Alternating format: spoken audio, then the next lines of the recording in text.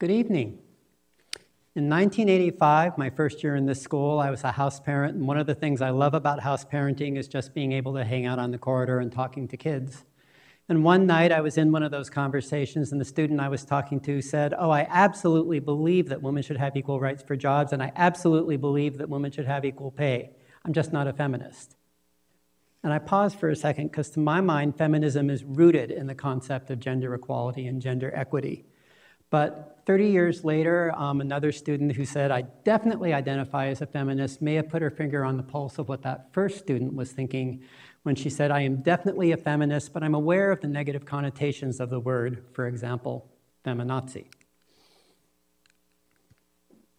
Mary definitely identified as a feminist because her community activity service project was to lead a feminist film festival. She chose 4 documentaries, and her idea was to lead a discussion after each of the screenings.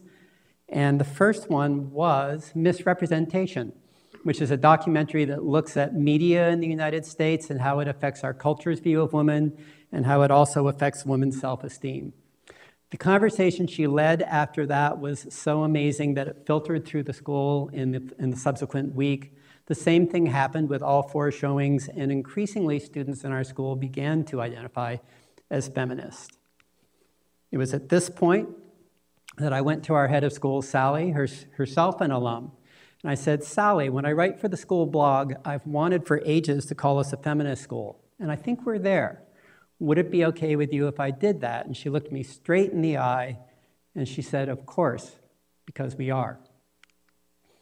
Susanna Thompson was our director of communications at the time, and she confided to me a secret wish to someday organize a campaign around the slogan, "Educating Young Feminists Since 1869."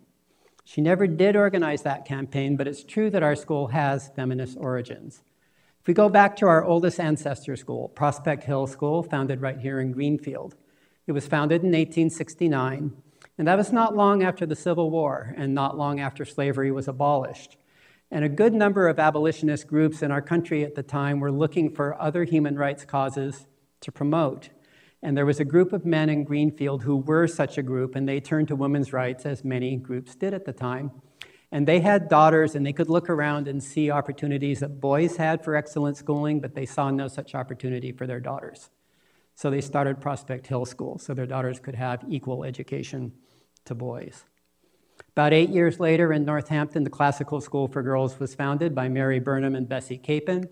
In 1909, Elmhurst School was founded in Indiana by Isabel Kressler and Caroline Sumner. For those who are wondering how we got from those 3 ancestor schools to Stoneleigh Burnham, Classical School for Girls was renamed for the co-founder Mary Burnham. Elmhurst moved to New Hampshire to the Stoneleigh Hotel and took on that name as the Stoneleigh School for Girls. I want to return to Bessie Capon because we had a director of advancement one year who loved history and loved researching the history of the school. And she stood up in front of us at house meeting one day, and she said Bessie Capon had a dream to attend MIT, which at the time was open only to men. That didn't stop her. She went to MIT, she went to the classroom, she sat down at a desk and waited to see what would happen. And what happened was she got herself an MIT education, for free, I might add. And she became one of the first 2 women hired to teach chemistry at the college.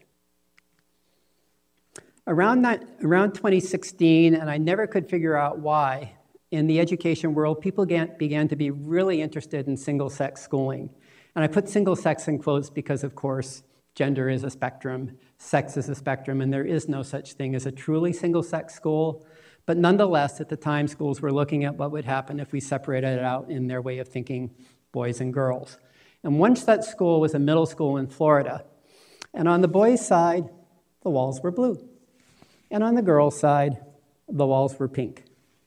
And on the boys' side, if they had a really good day and the teachers thought they deserved a reward, they got extra recess and time to run around. On the girls' side, they got perfume samples and makeup. So, believe it or not, there was some pushback to these kinds of visions of single-sex school at the time. And Janet Hyde, Dr. Janet Hyde of the University of Wisconsin, had done some incredible meta-research. And meta-research is not when you do your own original research study, but when you look at the body of research and you're looking for patterns and you draw conclusions from those patterns. And one of the conclusions Janet Hyde drew is that single-sex schools actually are not that effective, either academically or socially. Meanwhile, in my mind, as I've been tracking this conversation and writing about it for the school blog, I was thinking it's not just, is single-sex education good or not? It's how is single-sex education good? So a woman named Heather Stark, who runs to this day the podcast 3 Women, 3 Ways, invited Dr. Hyde and me to be on her podcast. And she asked Dr. Hyde to talk about the origin of girls' schools in our country. And Dr. Hyde talked about what we might think of today as finishing schools, where essentially girls went to school to learn to be good wives and mothers, and along with good wiving skills and good mothering skills, whatever that means, they learned enough knowledge so that they wouldn't be an embarrassment to their husbands. Heather asked me what I thought of that, and I said that's all too frequently true. I said I would offer our school as perhaps a counterexample.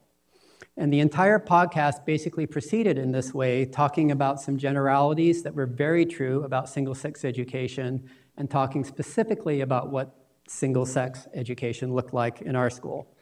At the end of the podcast, I wrote them both. I said, I love the conversation. Thank you so much. Thanks for inviting me. Thanks for participating. Dr. Hyde wrote me back and said she respected the feminist and social justice model of our school, but that she hoped that I understood that there were not a lot of girls' schools following that model. And I thanked her for her kind words, and I said I am way, way too aware of that there are not a lot of schools following that model. So what might that model look like in practice? I want to take you into 3 of my classrooms. One is a Humanities 7 class of about 9 years ago. One is my US History class of last year. And what they have in common is that both those classes organized women's rights conferences. And the idea was to look at the 1848 Seneca Falls Convention, look at the original Declaration of Sentiments, one of the foremost primary documents of women's rights in this country, and come up with a version of today. As the 7th graders were planning it, one of them observed, I think we need to remember it's not just about equality with men. White men are really the standard here, not men in general. And in so doing, she introduced the concept of intersectionality. Now, this is the concept that's been around for a long time. Dr. Kimberly Crenshaw is the person who coined the exact term intersectionality. And as she went through life as a Black woman, she experienced racism differently than Black men. And as she went through life as a Black woman, she experienced sexism differently than white women. And so intersectionality is that idea that your identities intersect and affect how people perceive you, how people treat you, and if you experience oppression and discrimination, affect that as well. My US History class hit on this exact comment. One of their grievances was he has created an oppressive system to which women and marginalized communities are not given the same rights as white men.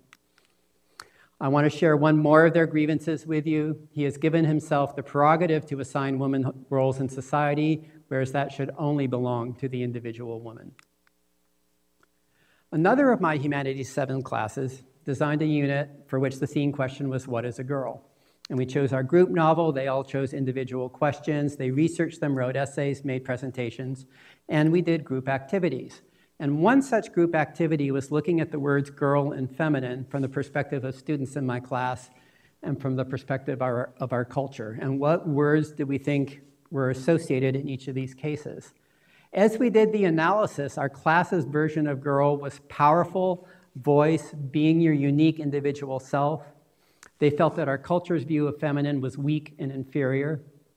And when they looked at how our culture thought about girls and how they thought about the word feminine, there was kind of a mix of pluses and minuses.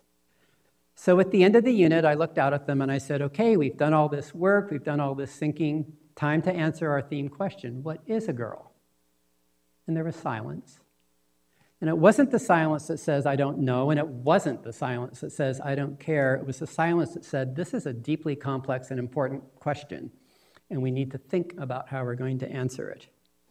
And eventually one student broke the ice and a discussion ensued, and there was a point where one student slowly and carefully said, so maybe if you identify as a girl, however you are in the world, that's what a girl is to you.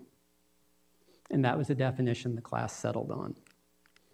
This same theme of self-determination goes through a quote by Claire when she said, we are a feminist school, but we are a school of feminisms. And by this point in time, students were pretty routinely calling us a feminist school. It wasn't just that they were calling themselves feminists, but it was the idea that we are a feminist school. But this idea that we're a school of feminisms, because we're a school made up, of course, of all kinds of individual students, each one with their own identity, each one with an intersection of identities, each one with their own value system, each one seeing different injustices in the world, and each one seeing different paths to righting those injustices.